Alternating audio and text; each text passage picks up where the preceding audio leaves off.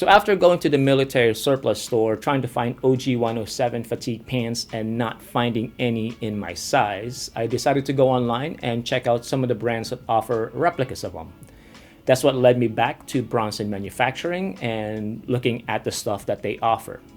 I decided to pick up 3 pieces, 1 pair of pants and 2 tops that we can take a look at in today's video. For reference, I am 5'10", 185 pounds with a waist of 32 inches. Also, this is not a sponsored video. I paid for everything here with my own money. So I was already aware of the Bronson Manufacturing brand when I was researching chore coats. So I wanted to check them out again and saw that they have a couple of stuff that I wanted to add into my wardrobe. Namely, the fatigue pants, a Loopwheel, Tubular athletic shirt, and a long sleeve t-shirt. Now, Bronson is a Chinese brand, so everything that you order from them will come from that part of the world. Shipping actually took faster than I thought it would. I originally thought it was going to take about 10 or more days, but I got my stuff in about a week. I ordered on August 30th and got the package on September 6th. Now, the package actually arrived hours after I had to leave for LA to watch the Oasis Rose Bowl Stadium shows.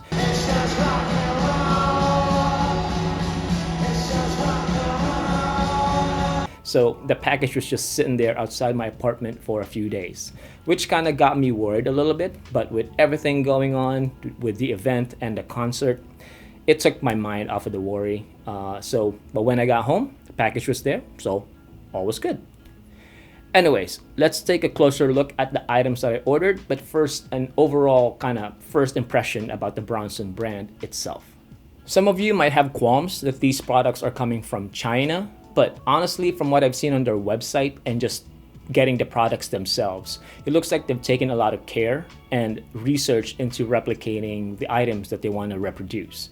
The packaging, I really love how they've done their packaging. Like on the tubular shirts, it's got this really vintage looking packaging right here that really keeps that spirit of the old time vibe that they're going for.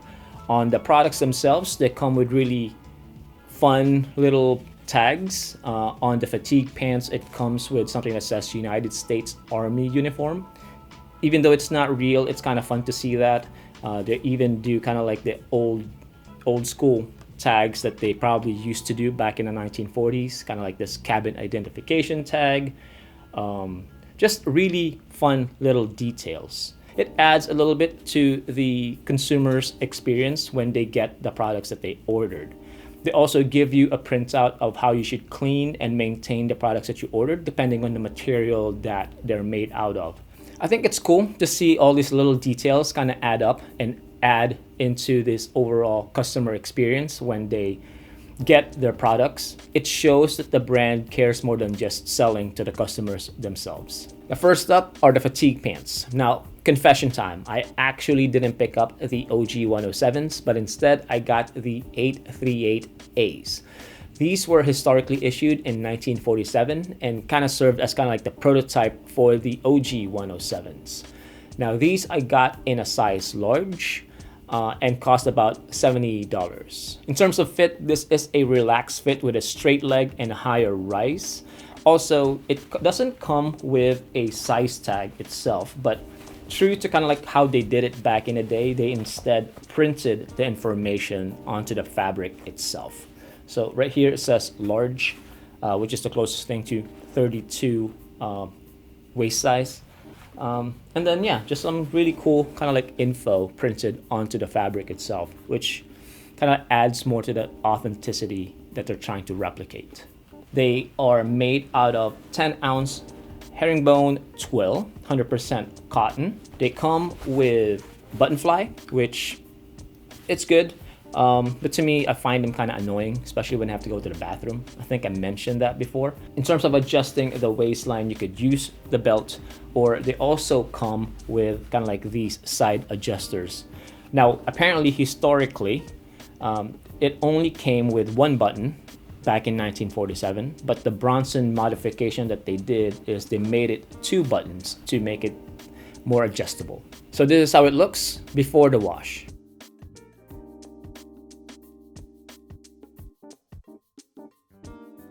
And this is how it looks after the first wash.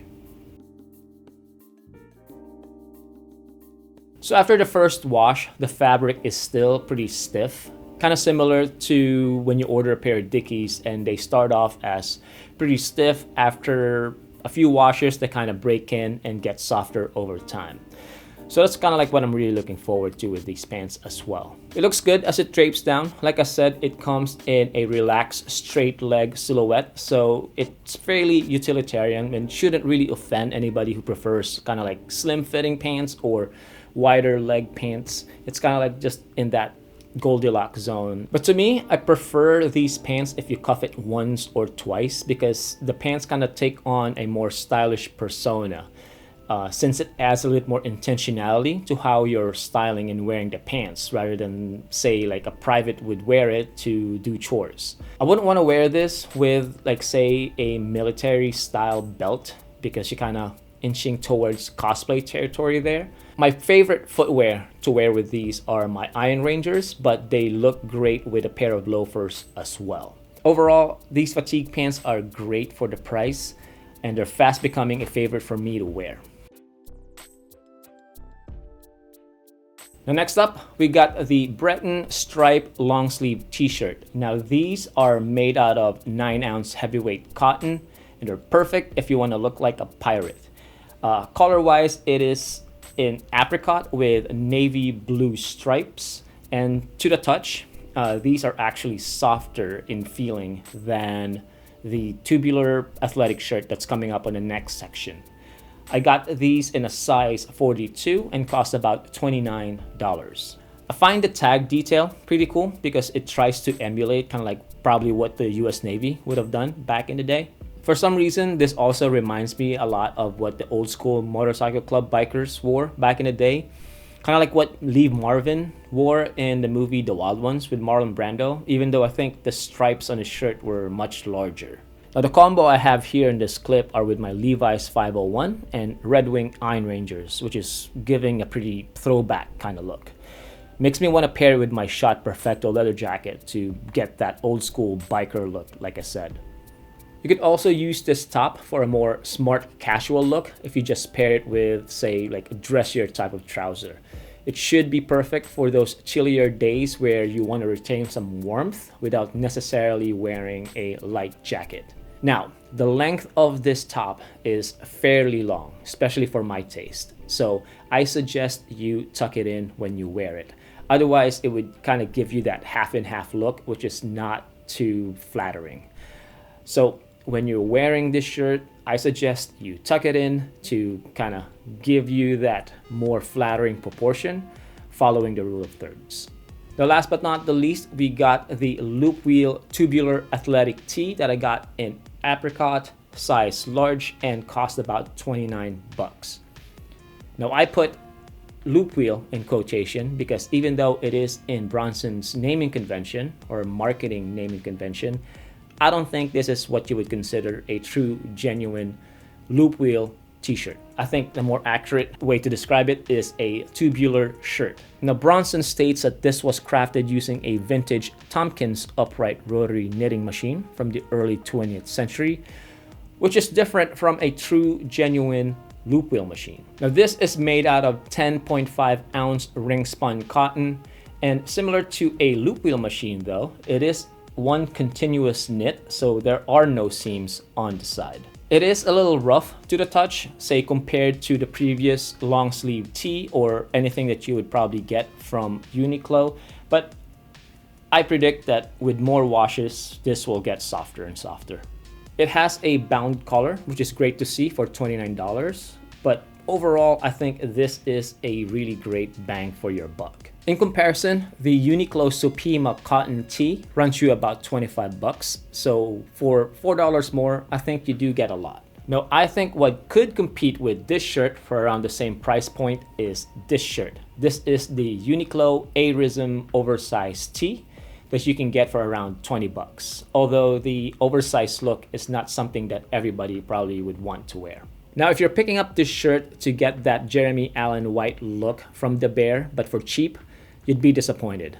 Even if you got that Merce B. Schwanen 215s, you still won't be able to replicate that look because according to some research, thank you Harry Haas, that the costume department actually modified that shirt to fit Jeremy Allen White's proportions much better. As I mentioned, I got this in a size large, but I feel like I could actually size down to a medium to get that more fitted look. Although what's making me nervous about it is the fact that with a large, the sleeves already feel kind of tight, especially in the armpit area, which makes me want to adjust the shirt ever so often. But for 29 bucks, I think I'm willing to take that gamble and just see how it goes. The one last thought before I close this video out is to say something about military style clothing. A tip I would probably say is to not wear them all at the same time. Otherwise, you risk kind of looking like you're cosplaying as a soldier, especially if you're not active duty. I think it's good to utilize them along with your more civilian clothing, but not to overdo it. Even with the fatigue pants, I wouldn't want to wear it with a military style belt. But as I always say in this channel, do what you want. Overall, I think Bronson do make some really good stuff, especially for the price that you pay for them.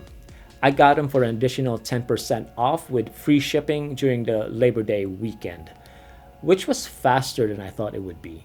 I'm not quite sure if that's because it was coming from China to Southern California, and it would have taken a little bit longer if it was going to the other side of the country. I'm not quite sure. But anyways, if you found this video helpful, entertaining, or valuable in some way, please do leave it a like, subscribe if you haven't, and I'll see you in the next one. Cheers.